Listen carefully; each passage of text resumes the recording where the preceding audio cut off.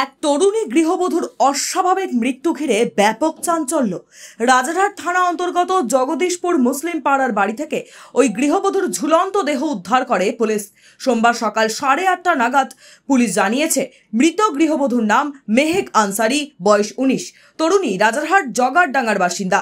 9 মাস আগে জগদীশপুরের যুবক জাকির হোসেনের সঙ্গে তার বিয়ে হয়। সে অনলাইন ডেলিভারি সংস্থায় কর্মরত। গৃহবধূ 5 মাসের অন্তঃসত্ত্বা ছিলেন বলেই খবর। তবে কি কারণে তিনি আত্মহত্যা করেছেন তা এখনো স্পষ্ট নয়। ময়নাতদন্তের রিপোর্ট এলেই মৃত্যুর কারণ সুনিশ্চিত করা হবে বলেই জানিয়েছে পুলিশ।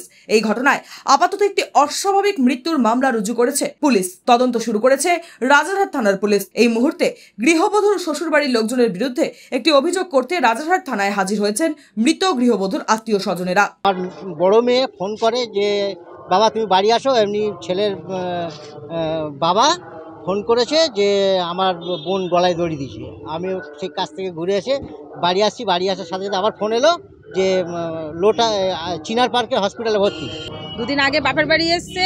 এত আমাদের কোনো কিছু জানার দরকার নেই, কোনো কিছু বলার দরকার নেই। দুদিন আগে মেয়েটা বাপের বাড়ি এসছে। 3 দিনের মাথায় মেয়েটা মরল কিভাবে, এর প্রশ্নের উত্তর চাই। আমরা আইনত ব্যবস্থা নিতে চাই। আইন যেটা ভালো করবে সেটাই আমরা মেনে নিতে চাই। Bureau report, sky news Bangla.